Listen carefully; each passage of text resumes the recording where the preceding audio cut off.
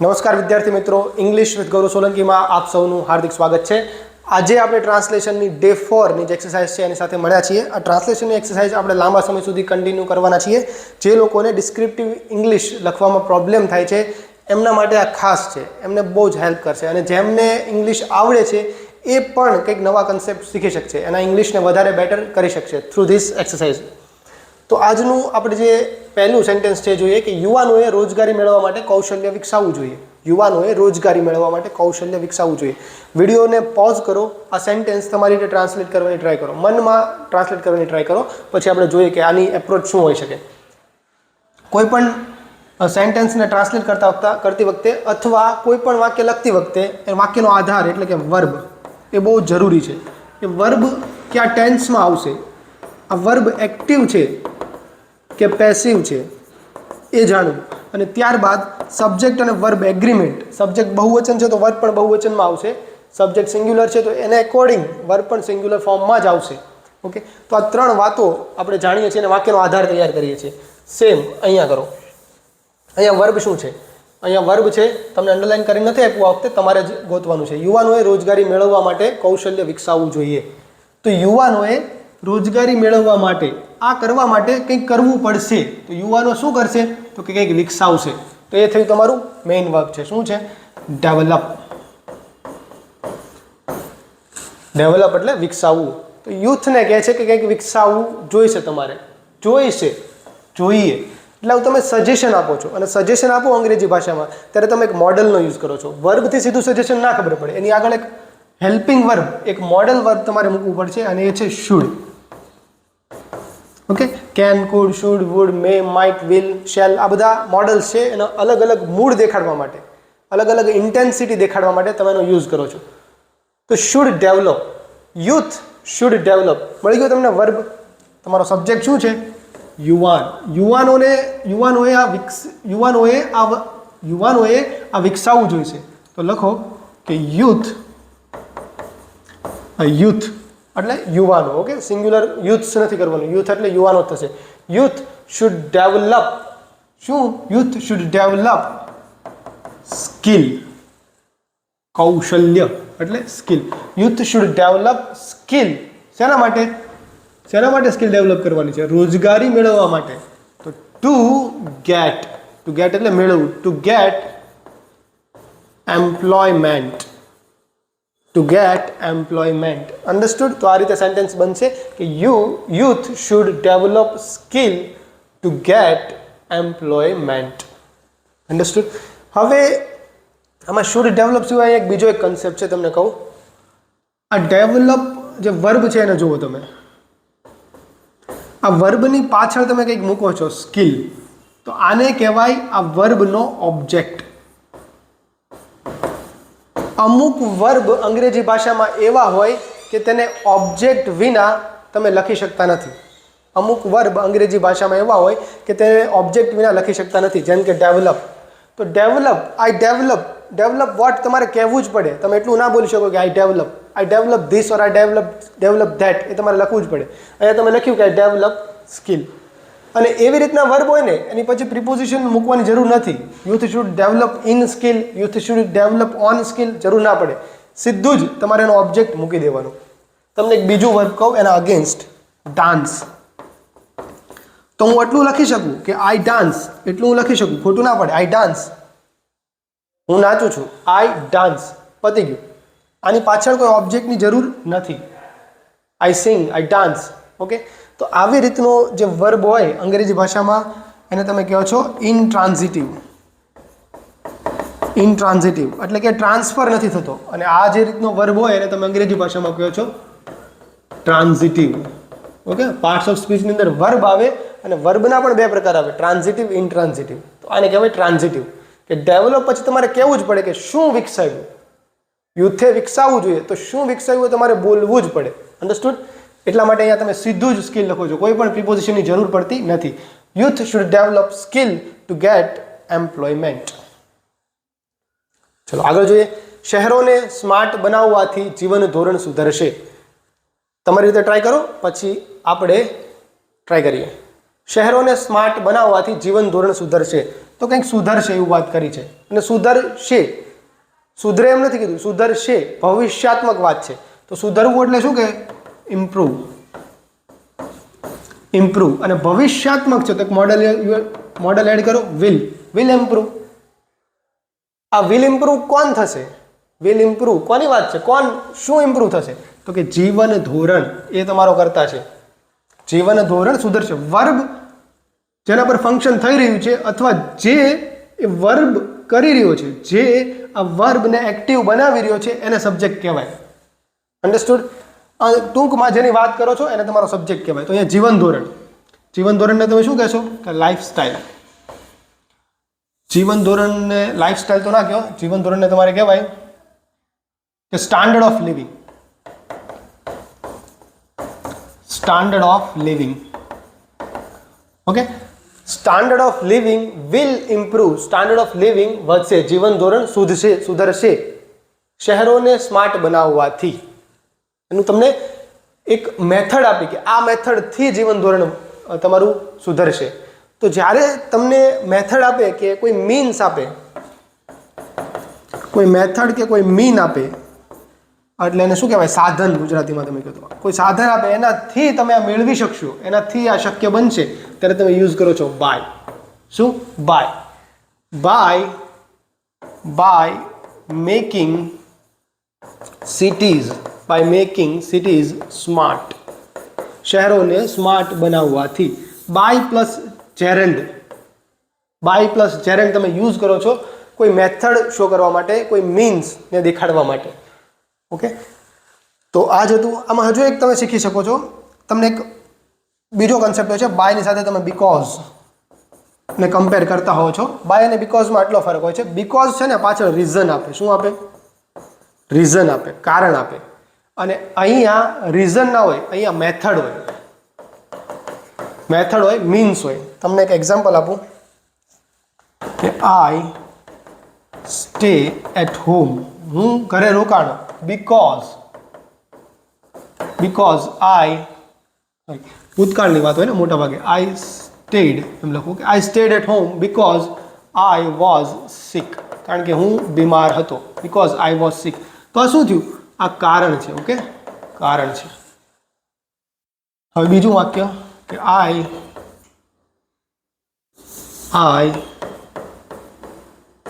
Learn to swim. હું તરવાનું શીખ્યો. I learn to swim by practising daily. By practising daily. આ શું છે? આ મેથડ છે કે આ રીતે હું તરવાનું શીખ્યો. આ કંઈ કારણ નથી. અન્ડરસ્ટુડ? તો બાય અને બીકોઝમાં આટલો ડિફરન્સ હોય છે, યાદ રાખજો. ચલો આગળ જોઈએ. જો આપણે આપણા સાંસ્કૃતિક વારસાને સાચવીશું તો પ્રવાસન વધશે. જો આપણે આપણા જો અને તો નું એક ક્લાસિક એક્ઝામ્પલ છે. મેં તમને આપણે ડે 3માં, શાયદ ડે 3માં જ તમને ઇફ કન્ડિશનલ્સ મેં શીખવ્યા હતા. ઓકે, તો એ ડે 3 વાળો તમે જે લેક્ચર છે એને કમ્પ્લીટ કરો અને પછી આને સોલ્વ કરવાની ટ્રાય કરો. અત્યારે તમને જો આવડે છે તો અહીંયા તમે સોલ્વ કરી શકો છો. મેં તમને ત્યારે શીખવાડ્યું હતું કે જો રિયલ પોસિબિલિટી છે, રિયલ પોસિબિલિટી, ઇફ વાળું સ્ટેટમેન્ટ હોય તો એક શરત હોય અને શરત જો પૂરી થાય તો કંઈક આઉટકમ હોય. પણ જો આ રિયલ છે, આવું શક્ય છે.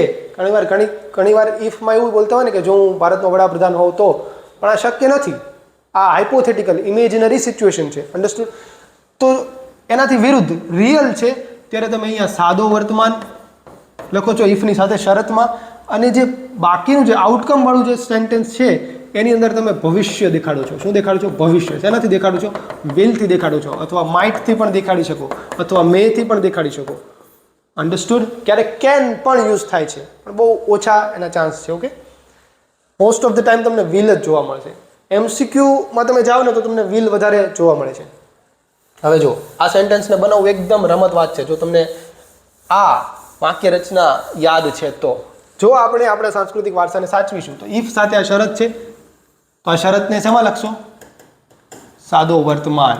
અહીંયા ભલે એવું લાગે સાચવીશું, અહીંયા એવું લાગે છે તમને ભવિષ્ય જેવું, આ દેખાય છે ભવિષ્ય જેવું, પણ તમારે ભવિષ્ય લખવાનું નથી ને આ વર્તમાન જ લખવાનું છે. ઓકે, તો પ્રવાસન વધશે. આ તો ભવિષ્ય દેખાય જ છે. અહીંયા તમે લખશો will નો યુઝ કરશો. તો બનાવો આ સેન્ટેન્સ. ઇફ આપણે એટલે વી, ઇફ વી, અહીંયા કઈ વાત થાય છે? શું વાત થાય છે? સાચવવાની. વર્બ શું છે? સાચવવું. ઇફ વી, સાચવવું એટલે preserve. If we preserve, conserve, protect કંઈ પણ યુઝ કરી શકો. ઇફ વી પ્રિઝર્વ શું? અવર સાંસ્કૃતિક વારસો, our cultural heritage, if we preserve our cultural heritage, તો શું થશે? હવે કોમા કરો ને તો આવી ગયો. આ ઇફની સાથે જો અને તો બંને આવી ગયું. પછી ધેન એવું લખતા નહીં તો સુપરફ્લુઅસ થઈ જશે તમારું સેન્ટેન્સ. ઇફ આવ્યું એટલે જો ને તો બંને આવી ગયું. ઇફ પછી તમે કોમા મૂકો ને પછીનું સેન્ટેન્સ તોથી જ શરૂ થાય છે. એમાં તોનું તમારે અંગ્રેજી કરવાની જરૂર નથી. If we preserve our cultural heritage, તો શું થશે? પ્રવાસન વધશે. પ્રવાસન એટલે શું કહેવાય? ટુરિઝમ વધશે. મેં શું કીધું તમને? કયો કાળ યુઝ કરવાનો? વિલ ઇમ્પ્રૂવ કે પછી ઇન્ક્રીઝ એમ પણ લખી શકો અહીંયા. એ પ્રવાસન વધશે. અન્ડરસ્ટુડ? જો પહેલું છે વી પ્લસ ક્રિયાપદનું SKES વિનાનું રૂપ, કારણ કે બહુવચન છે ને વી, SKES વિનાનું રૂપ, મૂળ ક્રિયાપદ છે એટલે સાદો વર્તમાન કાળ. યાદ આવી? સાદા વર્તમાન કાળની વાક્ય રચના મૂક્યું. અને ટુરિઝમ વિલ પછી V1 એટલે સાદો ભવિષ્યકાળ. ઓકે, આને ખરેખર તો મોડલ કહેવાય. ભવિષ્યકાળ એવો ઇંગ્લિશમાં કોઈ એવો કન્સેપ્ટ નથી. ઇંગ્લિશ ગ્રામરમાં ભવિષ્યકાળ ના હોય. ભવિષ્યને આપણે મોડલથી દેખાડીએ છીએ, પણ બોલી શકીએ. ઓકે, રૂટીન લેંગ્વેજમાં આપણે બોલીએ છીએ સાદો ભવિષ્યકાળ એવું. ચલો આગળ જોઈએ. તો ચોથા નંબરનું સેન્ટેન્સ સેમ છે. સેમ મેં હમણાં જે તમને કીધું ને એ જ કન્સેપ્ટ અહીંયા પણ લાગુ થશે.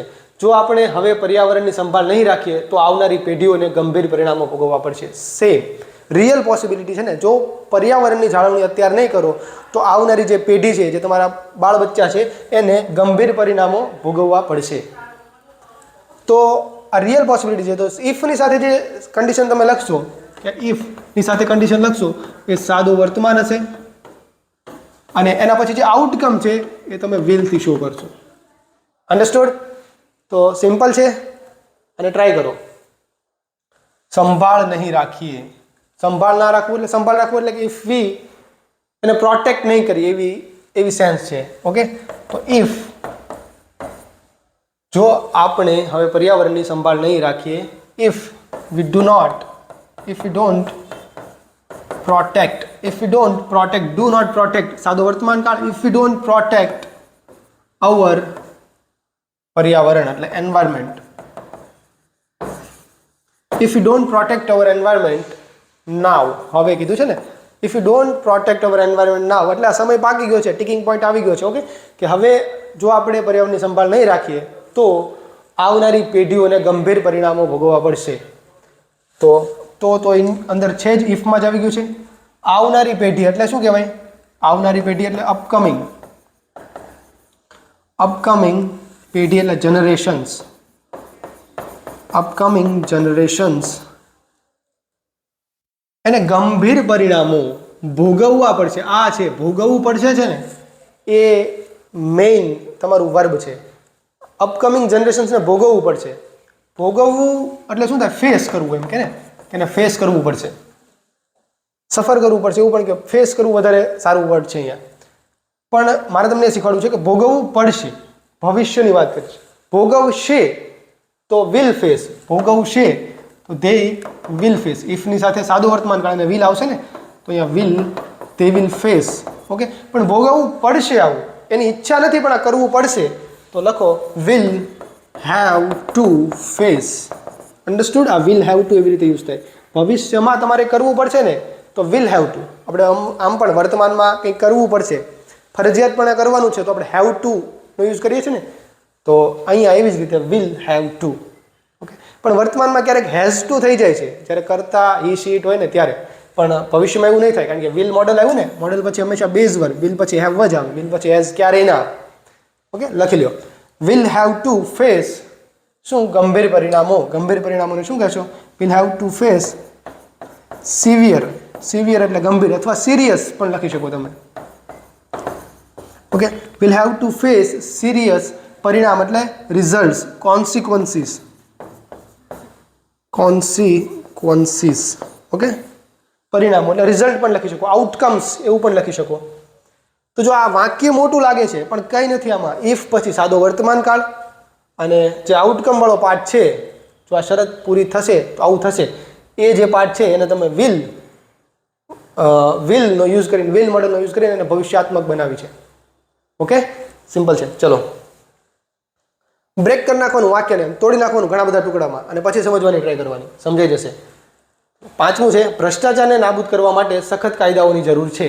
ભ્રષ્ટાચારને નાબૂદ કરવા માટે સખત કાયદાઓની જરૂર છે અને તેનો અમલ પણ કડક રીતે થવો જોઈએ. ચલો, મેં તમને કીધું હતું કે દરેક સેન્ટેન્સમાં વર્બ અને સબ્જેક્ટ હોય, પણ એવું જરૂરી નથી કે એક જ વર્બ અને એક જ સબ્જેક્ટ હોય. બે સબ્જેક્ટ અને બે વર્બ પણ હોઈ શકે, પણ હંમેશા સબ્જેક્ટ અને વર્બ એના પેરમાં જ આવે. બે સબ્જેક્ટ છે તો બે વર્બ હશે જ, ત્રણ વર્બ છે તો ત્રણ સબ્જેક્ટ હશે જ.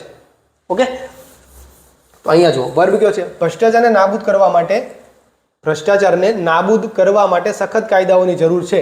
તો કંઈક જરૂર છે, ઓકે, જરૂર હોવું એટલે શું કે નીડ, એની નીડ છે. ઓકે, કંઈક જરૂર છે. બટ અહીંયા એવું નથી કે મારે કંઈક જરૂર છે, કોઈ વ્યક્તિને કંઈ જરૂર નથી, કોઈ ડુઅર નથી કે એને જરૂર છે. આઈ નીડ સમથિંગ એવું નથી. I need pen. ઓકે, એવું નથી, મારે પેન જોઈએ એવું નથી. અહીંયા એવું છે કે પેન, ભ્રષ્ટાચારને નાબૂદ કરવા માટે આ કડક કાયદાઓ છે ને એની જરૂર છે. તો પેન ઇઝ નીડેડ. સમજ્યા? ઇઝ નીડેડ કેમ લખ્યું? કારણ કે પેન આગળ આવ્યું તો એ પેસિવ થઈ ગયું. તો એવી જ રીતે અહીંયા કાયદાઓની જરૂર છે. તો કાયદાઓની જરૂર માટે તમે શું કહેશો? કાયદા, સખત કાયદા એટલે શું કહેવાય? Strict lose. તો ઇઝ નહીં આવે, અહીંયા આર આવશે, કારણ કે લોઝ બહુવચન થઈ ગયું ને. Strict laws are needed to, શેના માટે? સ્ટ્રિક્ટ લોઝ આર નીડેડ શેના માટે? ટુ, ભ્રષ્ટાચારને નાબૂદ કરવા. ટુ ઇરેડિકેટ એટલે નાબૂદ કરવું. પોલિયો ઇરેડિકેશન આપણે બોલીએ છીએ ને, પોલિયો નાબૂદી. ઇરેડિકેશન એટલે નાબૂદી, ઇરેડિકેટ એટલે નાબૂદ કરવું. Strict laws are needed to eradicate corruption. Okay, and હજુ બાકી છે સેન્ટેન્સ તમારું. અને તેનો અમલ પણ કડક રીતે થવો જોઈએ. એન્ડ તેમનો અમલ એટલે સ્ટ્રિક્ટ લોઝનો, એમની વાત કરે છે. તો ધ્યેય તમારું પ્રોનાઉન યુઝ કરી શકો કે ધ્યેય, એમનો અમલ કડક રીતે થવો જોઈએ. તો આ જે લો છે એ કંઈ પોતે કંઈ અમલ ના કરે, એ કંઈ અમલ કરાવતા નથી. કોઈ બીજી એક એન્ટિટી, સંસદ દ્વારા કે પછી પોલીસ દ્વારા આ લોને અમલી બનાવવામાં આવે છે, તંત્ર દ્વારા આ કાયદાઓને અમલી બનાવવામાં આવે છે. તો આ પેસિવ વાક્ય છે. તો they should કેમ લખ્યું તમને કહું. they should also, તેમનો અમલ પણ કડક રીતે થવો જોઈએ. they should also implemented strictly. અહીંયા મારી ભૂલ છે, અહીંયા તમે કરશો કે they should also be implemented, કારણ કે પણ મોડલનું તમે જ્યારે પેસિવ બનાવો ને ત્યારે મોડલ પછી બી એડ કરવાનું અને પછી જે વર્બ એનું V3 મૂકવાનું. તો they should also be implemented strictly, એને એકદમ કડકાઈથી લાગુ પણ કરવા પડશે. ઓકે, કરવા જોઈએ, સજેશન છે, સોરી, પડશે નહીં, કરવા જોઈએ. એટલા માટે મેં અહીંયા શુડનો ઉપયોગ કર્યો છે. ઓકે, તો અહીંયા સુધી આપણે રાખીએ. અને આ જે સેન્ટેન્સ છે એને હોમવર્કમાં તમને આપું છું. આમાં એક પ્રોનાઉનનો કન્સેપ્ટ યુઝ થાય છે. તમારી પ્રોનાઉનની અન્ડરસ્ટેન્ડિંગ કેટલી છે એને આ સવાલ માપી લેવો છે. તમે ટ્રાય કરો. થોડુંક લાંબુ છે બટ પાંગેલું તૂટેલું ગમે એવું તમે ટ્રાય કરો. ઓકે, કોમેન્ટ કરો અને હું તમને કોમેન્ટમાં રિપ્લે કરીશ. ચલો, તો નેક્સ્ટ સેશનમાં આપણે મળીએ. ત્યાં સુધી એન્જોય લર્નિંગ.